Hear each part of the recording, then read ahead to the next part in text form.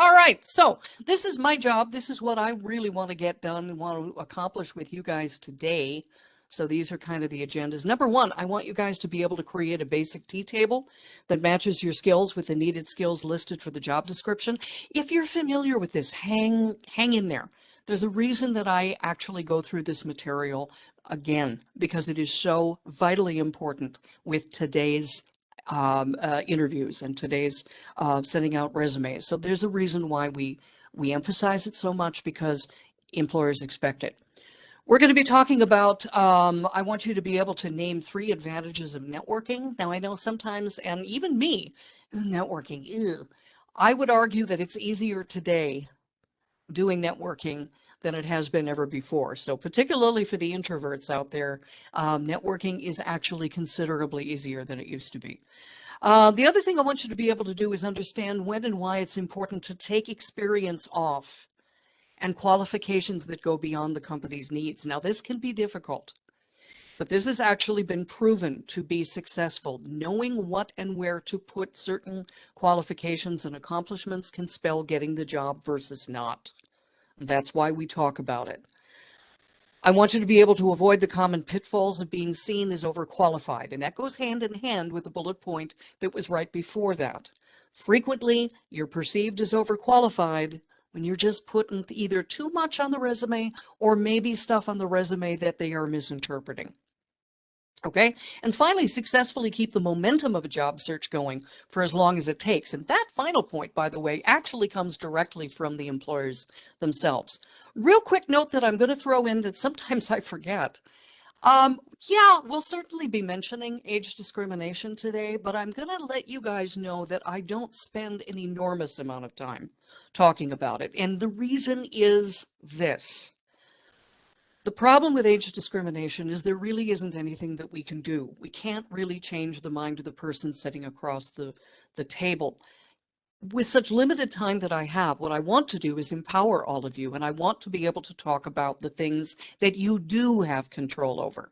And also to remember that sometimes there are things that we can do to improve our performance, even though it seems like it was just their mindset. Does that make sense? The other thing, though, is if you have concerns about age discrimination, please, again, reach out to us individually at Career Force, and we can take it from there. But I want to move on, and I want to start with good news, because there's, oh, goodness gracious, there's enough bad news out there. But before we do that, I want to get your fingers all flexed up. So what I'm going to have you do is I want you guys to help me out in the chat box here. Before we get to the good news, I want to hear from you, and I want to hear from you in just one word. So here's the thing. I want you to describe job searching over the age of 40 or 50, or pick your number, in just one word. And I want you to type that into the chat box right now. So somebody says describe. Looking, there we go, coming in here, challenging, scary, challenging. And of course, don't use any words you wouldn't in a professional interview. You guys know that. Overwhelming, scary, discouraging. Oh, gracious. One would think that it was Halloween. Lots of scary words here. Interesting. There we go. Somebody who sees a little bit of the cup being half full. Interesting. Competition. These are great, guys. Every single one of them. Humbling, exciting, frustrating. This is excellent, guys. Thank you so much for throwing those out. And I bet that every single word probably applies for many, many other people as well. So here's the thing. My feeling about it is every single one of these are totally valid. I don't kid myself. I don't have a magic bullet that I'm going to impart to you in the next 60 minutes and leave you all with the I know how to do it now. But my hope is that you will leave with some practical, proven things that you can start doing right now that's going to make you feel a little bit stronger in the process, okay? So, speaking of making you feel a little bit better about the process, there was a recent article in the Harvard Business Review that gave us some hopeful news that employers are actually looking to experienced workers to help them through the current crisis. And the crisis is going on, even though people are feeling a little bit better about going out and socializing and whatever. I'm sure you'll agree that practically everybody on the globe is having to reevaluate how we do business and what happens. So here's the thing. They need people who have been to a few rodeos, okay? Now, there's return to work programs, by the way. If any of you have ever heard of them, they're called returnships, which I think is great. So it's kind of similar as an internship, but it's obviously for somebody who is experienced, who basically just needs to brush up on what is needed right now. But also there's direct hire programs. What they're finding is that employers are saying experienced workers have an edge over their younger counterparts with things like institutional knowledge, education, work experience, mature perspective, stable life stage, dedication, loyalty, and energy and enthusiasm for returning to work. By the way, remember, you're going to get the copy of this tomorrow, so don't be frantically writing everything down. You will get a copy of this. So here's the thing. In my personal experience, I found that a lot of experienced workers kind of forget to promote the soft skills, the people skills, the skills like adaptability and emotional intelligence and mentoring and cool-headedness. And I think, this is just Robin's opinion, the reason that we forget to promote those is because they come so naturally to us. We've had a lifetime to learn them. And it's not that the younger people are dumber than us, because they're not. It's just they haven't done the life thing yet. Not nearly as much as we have. Okay? And so the other thing that I would say, number one, is if you're not promoting your soft skills, your people skills in your resume and preparing to talk it up in your interview, I would thoroughly encourage you to rethink that, because there is a soft skill gap, and frequently you can get into a team because you are going to have that life skills that they are not. Now, moving along, and as I said, I'm going to be kind of talking a little quickly here. We're going to be talking briefly about what has changed since you last looked for work. Now, some of you, I realize maybe you have been in IT, you've been in other industries where, there's kind of ups and downs, and you have looked for work more recently. I do know, however, and certainly with 100 people today, there's going to be people who have been in sustained employment for literally decades. I think it's important taking a look at the things that have changed since the last time you were out there, okay? So if you have been out of the workforce for a significant amount of time, or again, as I said, if you've been working in sustained employment for many years, you may find that resume writing, interviewing, the job search itself has changed. What used to work may or may not work now. Remember, you probably will be interviewing with somebody who is young enough to be your child or perhaps your grandchild. They're going to interpret things a little differently. They're going to approach it a little differently. So take a look at some of the things. We're going to be talking about, first of all, matching your skills to the skills listed on the job description. And that is something that you're going to feel like Robin's got this cartoon hammer just pounding you in, but it is so important that you do that. We're going to be talking about networking. And again, I would argue that it's easier to do now with technology. We're going to be talking about teleconferencing. There's still a lot of interviews happening that are teleconference right now, even though I have started hearing that people are doing the in-person. And finally, you yourself. Oftentimes, we don't give a lot of thought to how we ourselves have changed since the last time we interviewed for a job, and how those changes affect how we self-market. So we're going to be taking a look at all of those stuff. Okay, matching your skills to the skills listed. Now, this is particularly important for those of you who have been in sustained employment or just out of the employment pool for a long, long time. Historically, resumes were written chronologically, and even some of the interviews were kind of conducted chronologically. You listed the duties of your most recent job at the top, and then you worked your way down from there. Now, in this model, the responsibility was on the hiring manager to make the connection between what you'd done before with what he or she wanted you to do now. All accomplishments pretty much were considered important, even if they weren't directly relevant to the job being pursued. Now, I want to throw in an important sidebar in case your mind might be going questioning this. Chronological resumes are still being used in certain instances today. They've not gone away. So don't panic. If you've got a chronological, it might still be the one that's best. But what I would say is reach out to a Career Force staff member and ask them to help you decide which type of resume is good at telling your story. Now, individuals who have gaps in their job history tend to want to go with skill-based resumes. I'm just giving you an example here. People have come to me several times and said, what about some of my best experience happened 20 years ago? And they tell me I'm not supposed to do a resume, it was 20 years ago. Again, skill-based can allow you to get those skills in. So this is one of those things that you want to do, you want to talk to us about. So, okay, let's talk a little bit about how to match your skills with what they need. And one of these is to create what is called a T-chart or a T-table.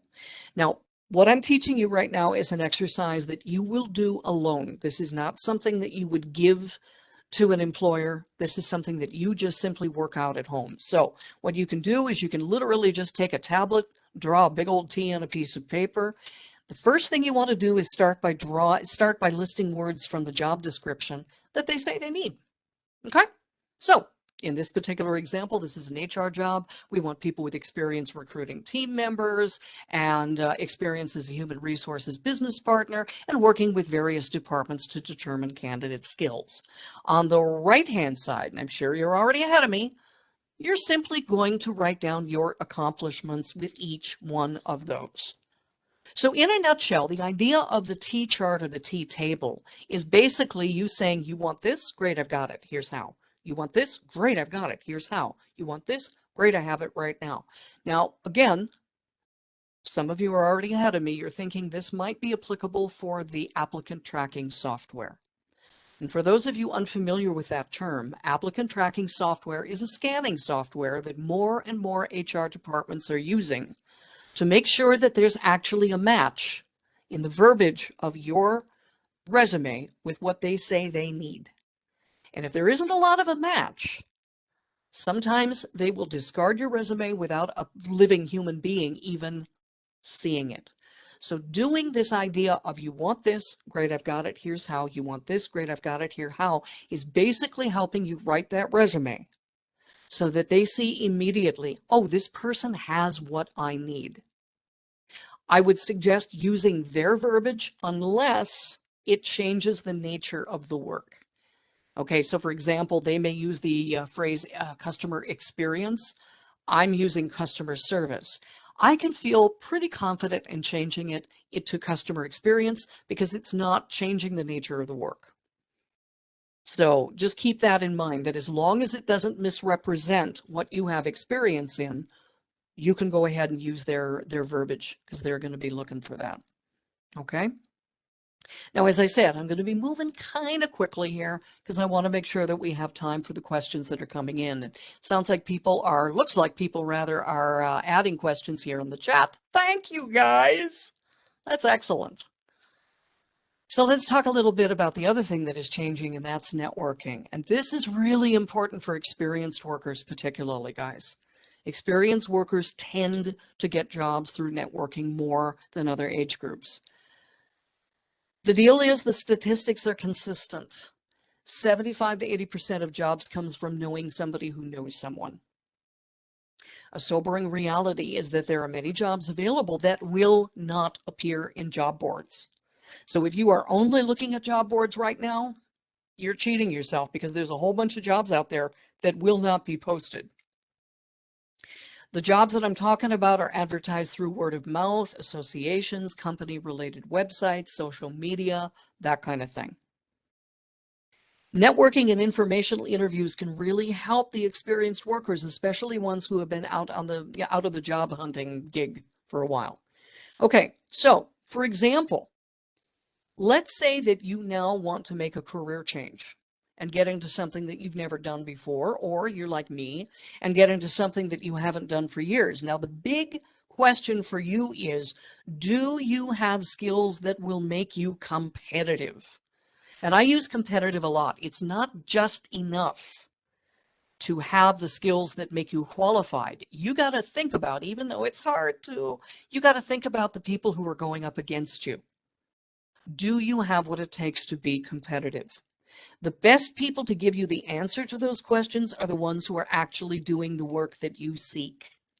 Find those folks. Ask them to have them review your resume and give you candid feedback on whether they think you're out of the box ready, or you may need to update your credentials. And remember, we got Dislocated Worker Services that can help you with updating your credentials. Networking and informational interviews can also assess whether or not you even want this career change. You know, honestly, you could talk to people in the field. You can discover the new job you were thinking about is not quite what you thought it was. That's fine. Back out of that road, try going down another one. Okay.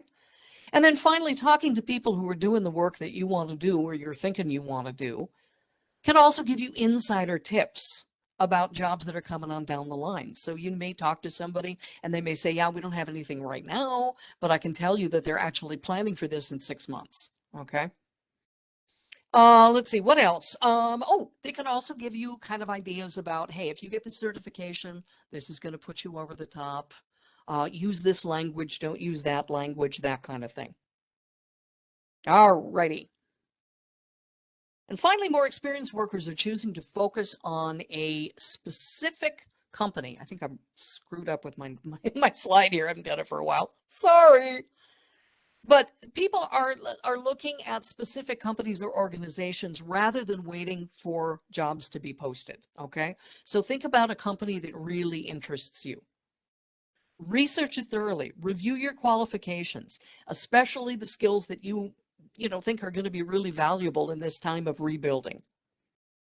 Reach out and meet them. It can be as simple as a quick phone call. It can be an email. Let them know that you're simply opening the door to a possible relationship. You are not expecting them to create a position for you right away. But the idea is the better and more positively you get to know them, the better your chances of being thought of when the new position arrives. Okay? All right. Teleconferencing. All right, so this is still definitely happening right now.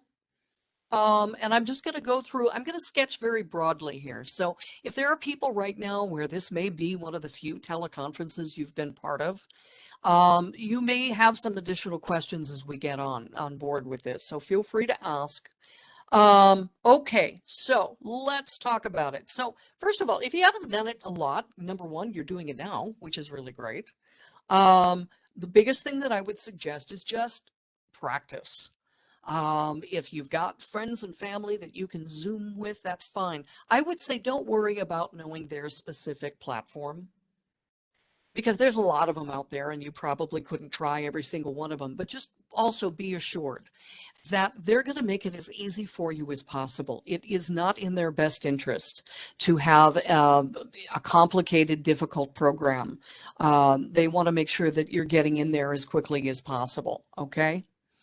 Now, I spent a little time mentioning backgrounds here simply because they've actually done some polls. During the lockdown, they were, polling employers and talking about how they felt about certain things. And interestingly enough, it emerged that employers very definitely did not like those fake backgrounds. If you're not familiar with what I'm talking about, you can actually put a fake background behind you. And so you can be sitting in front of the Golden Gate Bridge or the bridge of the Star Trek Enterprise. And those are certainly fun, but they found that absolutely without question, the employers tended not to like them. And I think it's true. It is kind of fakey. If you move too quickly, half your face disappears. Generally speaking, what they wanted is they wanted a real background and they wanted a simple background. Simple artwork that's, easy to identify so that their focus isn't constantly leaving you and trying to look behind you. Good lighting we're going to be talking about right now. Good lighting is absolutely important. You don't want to be sitting right in front of a window because then you're going to be in silhouette. You want to make sure if you've got a window beside you like mine that it's not completely open or you're going to be washed out. You do want to spend a little bit of time looking to see if the lighting is good. They can see your expressions. It looks warm. You don't have to get expensive. Yes, I am using a selfie light right now just because the room that I'm in tends to be very dark. They're not that expensive. I think this was like 25, but I don't want you to take away, oh, you've got to go out and buy all this incredible equipment, because that is not what I'm saying at all. But the important thing is that they see you, um, and that they can see the expression on your face. We'll be talking about eye contact in just a sec. Dress as you would in a face-to-face. If you were teleconferencing, even down to the shoes. Why? Why do I get that picky? Because I think psychologically it puts you in a different mindset if you are dressed as you would for that interview. I always recommend, and by the way, this is something that we can do as well. Give us a call, say, hey, can we get on a teleconference real quick? Would you take a look at this outfit and tell me what you think? Otherwise, friends and family also can help you as well. Generally speaking, I would say avoid two things. Number one, wearing something that's so bright that it's going to be kind of glowing at them, and will, can be distracting. On the other hand, you can also kind of go the other end. And I've seen people wear kind of a bland color, which is fine, but they were kind of in front of a kind of a bland background, and the whole thing just kind of so again, just be thinking of something that is going to make you look good, make you feel good, make you feel confident, and something that's going to be looking attractive. Now, eye contact. Now, this is going to be, could be a challenge, and I think the reason is simply this. We've had all these years where we're used to staring at a screen. And you'll know that the screen is actually an inch or two down below where the camera is. So I have sat in meetings where I have watched people looking at the screen through the whole meeting. All of a sudden, they remembered to look into the camera lens, and my reaction was visceral. It was like, oh my goodness. Important eye contact is just as vital in a teleconference as it is if you're sitting across from them. Now, the cool thing about teleconferencing is you can actually put reminder notes for yourself. In fact, you can even put it here. I'm going to point at you now. Don't be scared. You can put a post-it right here. You could put a post-it on the other side. I can't get my finger over there. We go. You can put post-its behind you. The nice thing about teleconferencing is you got cheat sheets that you normally wouldn't use in a face-to-face. And so just make sure that you're looking into that camera lens, that you're smiling, that you're doing all the things that you would in a face-to-face as well. I wish desperately I could give you an across-the-board suggestion about audio, but what we found actually here at Career Force when we started doing all of these webinars and teleconference meetings and whatnot is that what works for this person may not work for the other person. Headsets seem to work well with me. That may not be the same for everybody. Again, don't worry about going out and buying stuff. If you've always wanted a microphone, yeah, you can get them really cheaply and they're really, really good, but don't feel obligated to go and buy a bunch of techie stuff if you would prefer not to. These are really cheap and they seem to get the job done, so there you go. Okay, last thing. If you take nothing else away from this section, please take this with you because it's vital. Make sure that you have the phone number of the person who is interviewing you, okay? As evidenced at the beginning of this, we had a little bit of a connection problem with the audio with Art. It has happened that my whole system has gone down. And Art or another moderator has had to just take over while I backed out of the system and got back in. So it's going to be really important that you have that backup phone number handy. In case something happens, you can call them immediately and say, how would you like us to proceed? Okay. All right. Again, I'm moving quickly, but I'm talking about the last thing that has changed from the last time that you may have done this. The final thing is to think about yourself. So take some time to think about this. How do you feel about looking for employment now? And do those feelings show? Now, obviously, if you're really excited about the idea, that's fantastic to let that show. But if your feelings are negative, if you still have some emotional leftovers from your last employment, maybe some resentment about having to look now, this could be a problem. And it's recommended that you reach out to somebody in your life that you trust to be straightforward with you. Ask them, If they pick up any bitterness or resentment or just a struggle to move on when you're talking about your last position, if they are, feel welcome to reach out to us. We can help you find ways of talking about your current job search in the most positive and, more importantly, effective way. And we've actually been doing that some this week. There's actually been a couple of times where I and another moderator have been working with people talking about why did you leave your last job? And as my colleague said, you know, the actual act of writing it down can really, really help give you an insight as to how you're coming across as you are as you're explaining that. Okay, other places where you have changed. Think about evaluating your skills. Now, you've accumulated many just by living and just by being a professional. So ask yourself, what makes you a better candidate today than you were the last time? What have you learned? What have you gotten better at that maybe a younger employee has not yet learned? So this is the exercise you do where you're going to bring in the things that are going to put you head and shoulders above your competition. I got a tech job on the strength of my adaptability skills. The other people in my team, extremely smart, extremely capable people, weren't quite ready yet to stop on a dime, go a totally different direction and move forward. They kind of had a little bit of a meltdown and they needed to sit in that meltdown for a while, okay? So here is where the soft skills can help you. And finally, what are your goals? Now, they're almost certain to ask you, where do you see yourself in 3 years or 5 years or whatever? Now, it's really, really important that you have a very specific answer.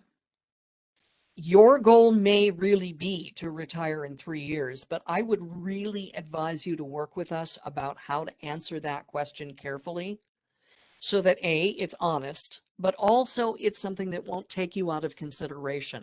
Remember, you need to think about what's going on in their head and what's important to them. And they're going to invest a lot of time and a lot of money in you. And and I've literally had people say, you know, last interview, Robin, I kind of joked, well, I want to be on the lake fishing in 3 years. Well, are they really really gonna be excited about that? So work with us on that. But it's going to be really important that you have a definite answer for that. Okay, I want to move on to the mistakes commonly made. Okay, now these are coming from the employers themselves. And the first one, obviously, you guys could have, you know, we could have told you about being seen as overqualified. Losing momentum.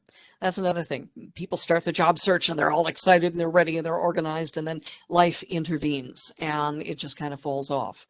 Letting your narrative be negative. Again, we talked about that a little bit, not being able to get beyond why you left your last job or whatever. And then finally, the mistakes commonly made, not updating your skills. Okay, so we're going to be talking about all of those. Number one, being seen as overqualified. So the most common reason candidates are perceived to be overqualified is that they've listed too many accomplishments on their resume, or they have listed accomplishments and skills that are unrelated to the job that is open.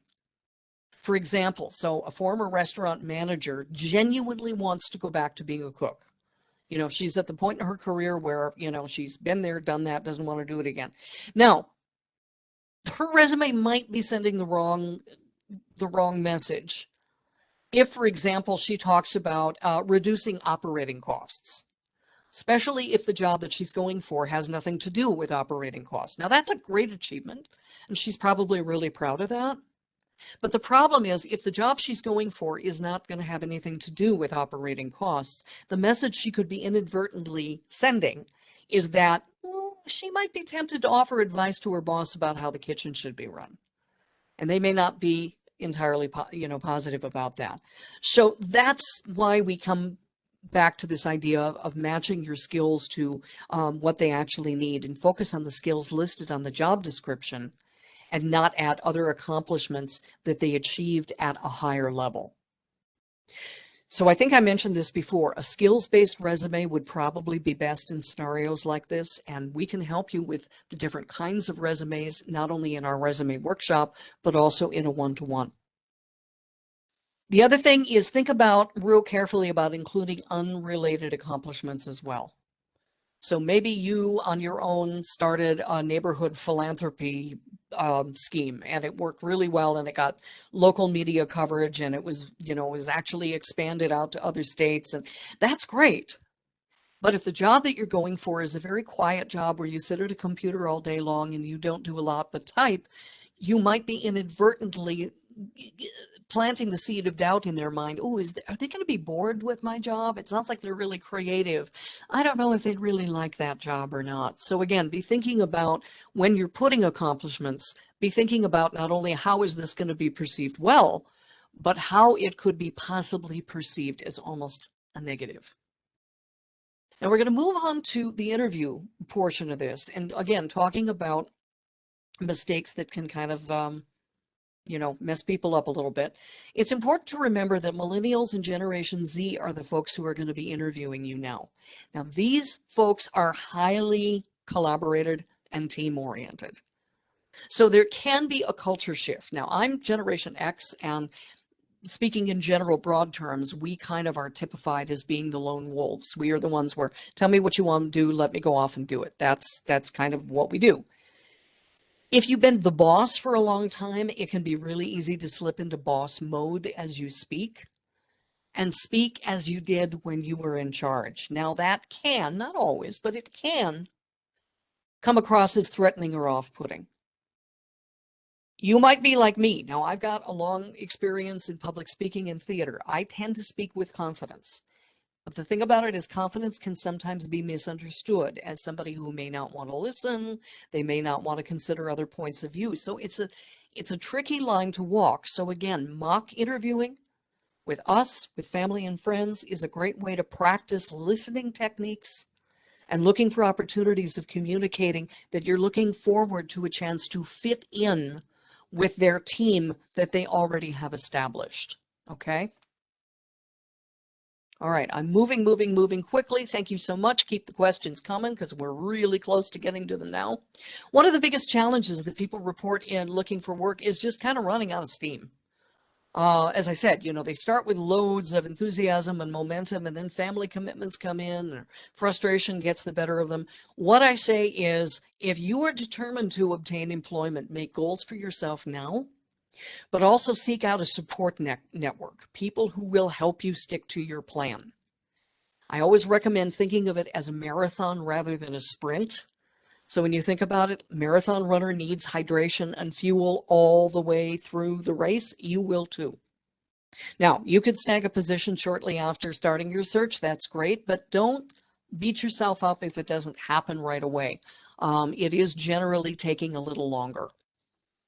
Okay, letting your narrative to be negative, and I'm going to go through this fairly quickly because I think we touched on the big points before.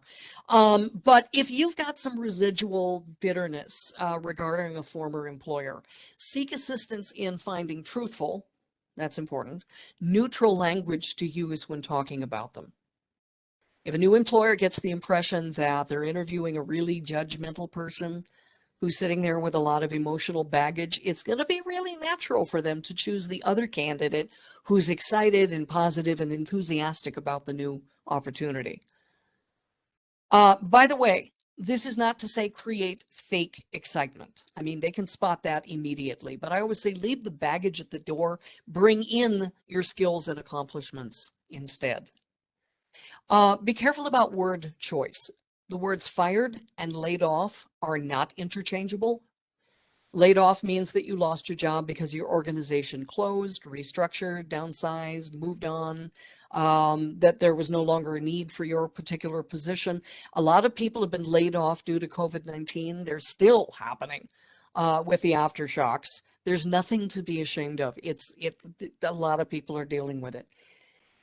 Now, the word fired is very kind of emotional, kind of negative. I would suggest a more neutral term, involuntary separation.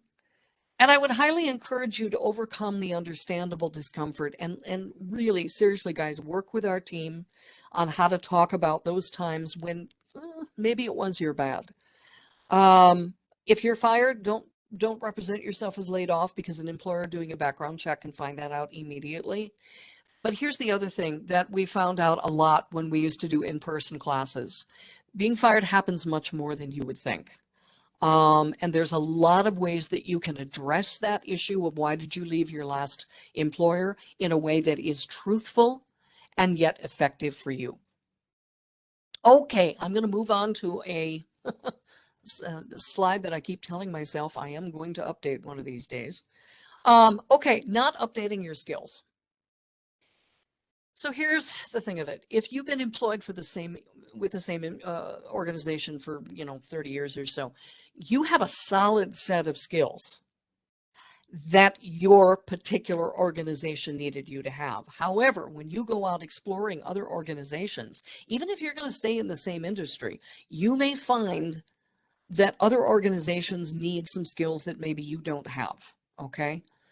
Um, and being willing to learn. I know a lot of people say, well, I don't have a lot of experience, but I'm certainly willing to learn. Okay, that's cool. But think about it this way. A hiring manager has two candidates. One candidate says, I may not have personal experience with this particular software, but I'm certainly willing to learn. But the other candidate says, yes, I've used this software for the past 3 years in my previous position, and here are my specific accomplishments with using it. The importance of that particular software may determine who gets that job. So you might be interested in going back to work that you did many years ago. Now, depending on the nature of the work, even if you have a degree in that area, that may not be enough. And I'm going to use my own example of teaching, because the thing about it is teaching reached a seismic change over this past couple of years. It may not be enough to say, yes, I've got this licensure, I've got this. If you don't have provable skills in creating online education, that's what they're going to be looking at. Now, we can help you. Dislocated Worker Services can help you get those licensures, get those certifications. We had a partnership going on with Coursera. It was really positive. Who knows? We don't have anything going on right now. It's very possible that may come back. So reach out to us. We can kind of give you an idea of where you can get affordable online education that will help you improve your skills. Okay. There we go. This is old stuff, so I'm going to go really fast through it. There we go. Oh my. All right. Talked a little bit too long, but that's okay. Mr. Arthur, come talk to me, please. Share those questions. Right. Okay, so I'm going to go just audio only. Hopefully that'll help with the audio issues we were having earlier. I do have a bunch of questions all queued up. Yay. You did talk about this one a little bit, but when you say I'm overqualified, why doesn't that just say that I am a really good fit? I mean, what's the negative to being overqualified? Okay, kind of a little bit of what I talked about in terms of, are you planting the seeds of question in their mind about, would this person be bored in this job? Would this person have an inclination to try to go back to boss mode or do what they had done before? So that tends to be the primary concern. The other thing too is there's the salary. There's the whole salary thing. If you were at a higher position before, they might jump to the conclusion that you are going to want a higher salary. I don't know. Are you thinking of anything else that pops up into your mind, Art? Well, it's so many times it has proven true that someone who is shown to be overqualified isn't satisfied in the job. Employers aren't worried about getting more than they're paying for. That's not the issue. The issue is their lived experience of hiring someone who's overqualified and them moving on and them not getting the return on investment. So if you are truly excited or willing to do the job that is listed, don't filter yourself out of contention by kind of feeding into their fears of what happened to them last time. And I've seen it play out. It is the reality. Many people who had a higher level job are just not satisfied in a job that doesn't stimulate them. All right, we'll move on to the next one here. So is age impact less with the high need for workers that we're currently seeing? Are employers willing to hire older workers? Are you seeing that? Yes, yes. I don't have the statistics with me, so I can't back this up with specific numbers. But I think it's definitely we need people. And then, as I said, I went as we talked about in the earlier part of the webinar, it is we need people with people skills. There is a big dearth in people skills out there. We educated two wonderful generations of people on technology and did a darn good job. But we are finding that, certainly in healthcare, in long-term care, there is a desperate need for people who are good with people. And so they are taking a look at the baby boomers, at Generation X, at more experienced workers that have those skills. So as I said, sadly, I don't have any specific statistics. I don't know whether Art you do or not, but yeah, I think it's certainly helping. Yeah. I would agree with that 100%, simply because there are employers, to not to oversell it, but are desperate for people to fill positions, open positions. Now, that's not in every industry. That's not necessarily in the job you want for the pay you want, but employers are really looking for, more than anything, someone who will show up. And that is one of the key benefits of someone my age, who has worked for decades, is that dependability is certainly something you can sell to an employer. And it might be something, like Robin said, that we take for granted. um, don't assume they're going to take it for granted. Talk about it. Let them know that you have a history of showing up on time and ready to work over the course of a career, and that's a huge selling point. So is the term team player still used? I, I I like this question because it leads to a broader topic. But what are your thoughts on that, Robin? Actually, that's really interesting. I hadn't thought about that. In my own opinion, which might be contradicted by other people's experiences, team player has not been used, but it's been kind of replaced by collaboration. And as I said, if anybody wants to throw in a different viewpoint, by all means. But I worked with a group of millennials, and I think they tended to talk more about collaboration. But let's face it, it's all the same thing. But yeah, I mean, collaboration is huge. It was kind of a culture shift for me when I worked with a younger group of people, because, as I said, again, I was used to my generation of tell me what you want to do and I'm going to go off and do it, versus the next generation down, which was we are going to meet and we are going to discuss every step of the way.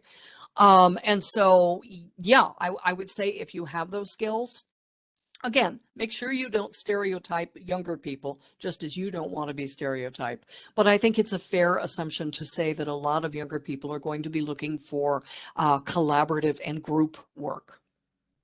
Yeah, and any term you're going to use, make sure you back it up. It's not just getting the buzzwords in there; it's giving examples of your collaboration or your teamwork. I Yeah. just want to jump a question ahead of the queue, because I want to make sure everyone understands this. Many people may be overqualified for a job. We're not saying that's going to take you out of contention. What we're saying is presenting yourself to an employer as overqualified is what we're talking about. It's Right. perfectly fine to have more skills than they need. You just don't need to tell them about them. And we do switch jobs every 3 to 5 years, and that's what they're looking for, is a return on investment. And this is directly from one of the questions. It's no different, someone going to a different job than you retiring in 3 to 5 years. If you are able to give an employer 3 years of quality work, they will make the investment. What they don't want to do is hire someone who is 6 months away from retirement. So that's why they ask those questions. I just wanted to clarify that, because that was a question that just came in. And I think Uh, that's also, and I just want to throw this in, Art, because I think you're going to agree with me. That also ties in with this idea of why do you want to work here? You need to have a good reason for wanting that job that is below where you had been working. If they get the impression that, well, I'm just taking this because I need the work and I could work for you or I could work for the next person on the list, I don't really care, that's really going to be a turnoff. But I would say look at the advantages of working that job that is lower than the one that you were in before. Look at the lack of stress. Going back to this idea of this person who used to manage a restaurant now wants to just be a cook. She may just love the fact that all she needs to worry about is the food.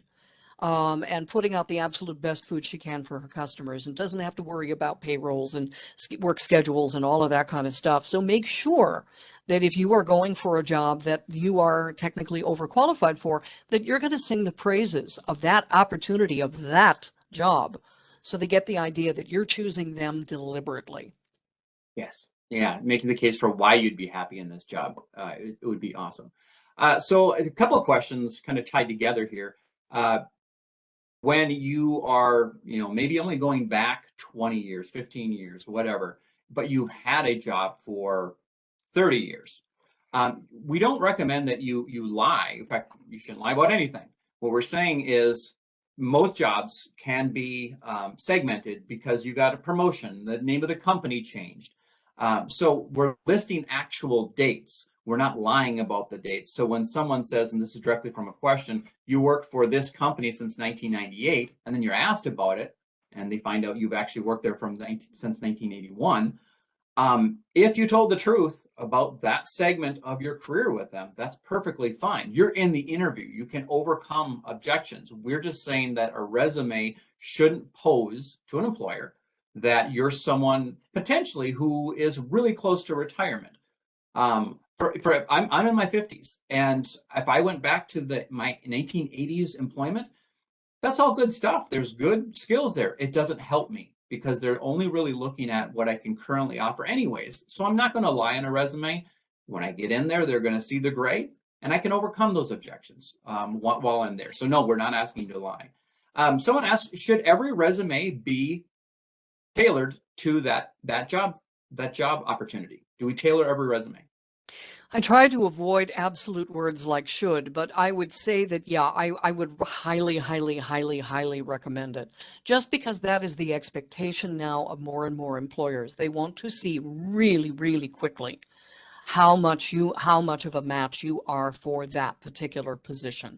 If you're asking them to do a lot of contemplation and deep thinking about how your past doing this is gonna fit in there, they just don't have the time. And as I said, remember applicant tracking software. They're going to be frequently looking for keywords and phrases showing up in your resume.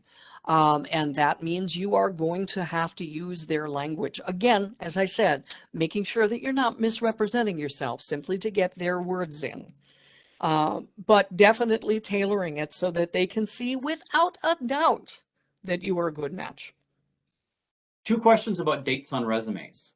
One, do you leave out jobs in order to tailor? Do you leave out jobs within your career so that it doesn't create a mixed message, or how would you deal with that? Okay, so here you may find that a skills-based resume is going to be the best. And basically, in a nutshell, a skills-based resume is a resume that divides the sections are skill sets.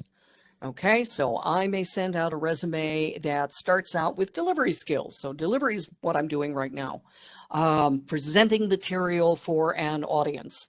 And what I'll do is delivery skills, and then every single time I have delivered material in front of an audience, and that's going to be through several locations, okay? The next thing is going to be instructional design. How many times have I actually created the material that is then presented? And then I'm going to put all of that in. That can be a very effective resume type for an experienced worker where they are looking at specific skills and you're basically saying, I've matched, I've matched. On the second page, then, I usually will do simply literally a chronological list of what I've been doing in the last 10 years. But that appears on the second page, and what they've actually been spending more time looking at, because we all know how much time they spend, and they spend looking at the 1/3 of the front page of your resume, is going to be highly tailored to fit what they need. Did I cover all of Exactly. that? I felt Yeah, like no, I that was was perfect. babbling and forgot the questions. I'm sorry, guys. No, that ties into the next question is, can you leave dates off a resume? You know, there was a suggestion made when I actually sat in on an over 50 class about oh boy, this is like almost 2 years ago now, of somebody else's, just to get an idea of what they were doing. And she had an interesting suggestion that I hadn't thought of before. And basically, you know how they will say, we want 7+ years experience in this. So they were doing a skills-based resume. They would list whatever particular skill set they were talking about. And then behind it, they would literally say 7+ years. And then they would talk about their accomplishments. Does that make sense? So they're really, you're talking about, yeah, I've got the experience, and here's where I got it from. And on the second page is a chronological list. Again, I feel like I want them to look at my accomplishments that I can prove, that I can back up. And just like Art said, once I'm in the interview, yeah, they're going to see my gray hair too. I'm not kidding anybody at that point. And I have actually brought up relevant experience that goes back 20 years, but I don't put it on my resume. I leave that off my resume. And then if in the course of conversation, they mention something that I can draw on from 20+ years ago, I have actually said that in an interview and say, well, I didn't put this on the resume because it goes back a little bit, but, and then I go in and I talk about the accomplishment. Sure. Be aware that leaving dates off your resume, in many cases, will get it into the no pile. The state of Minnesota is a perfect example of this. They look at your resume specifically to determine whether you meet that first kind of filter. And I've seen people make the mistake of, well, that's on the application, so I don't need to repeat it on the resume. Both of those documents need to stand on their own because different people will be looking at them and making determinations on whether you're qualified or relevant to this position based on that document. So make sure, like Robin said, you can certainly go to a skills base where you front end the important stuff, but make sure there's actual dates on there. And you don't need to skip over jobs. You're only spending one line, like Robin said, for those jobs to show continuity of work history. Okay, we got a time for a few more questions here. Let's see here.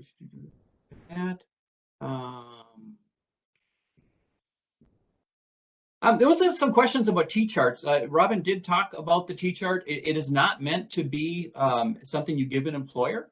It's mainly a thought exercise for yourself to match your skills to their needs. However, you can take that information you create off that and use those examples on your resume in an interview. And potentially, I've even seen it on a cover letter where someone will actually use a T-chart. Have you seen that, Robin? Yes, in fact, I've done it.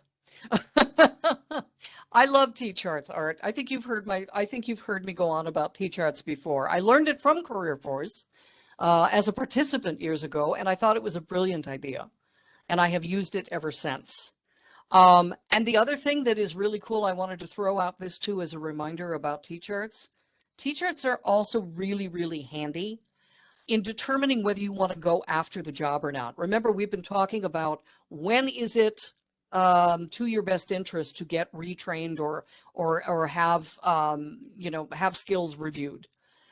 If you're doing the T-chart and they are listing things that you don't have as much experience on or maybe no experience on, that brings up a very valuable question that you need to ask yourself. Do I need to get a refresher? Do I need to learn this? And there are multiple ways you can do this. It doesn't always mean that it's going to be an expensive proposition of getting retraining. There are ways that you can learn on your own and get that information, but it's really, really important that you do that exercise.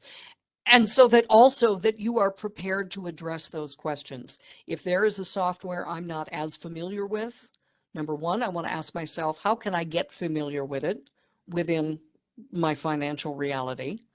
And secondly, how am I going to answer a question when they ask me about my experience with this software? So I find the T-chart to be tremendously helpful. Just, step one, do I want to go ahead and apply for this job? And if I go ahead and do apply for that job, here are the questions I better be prepared to answer.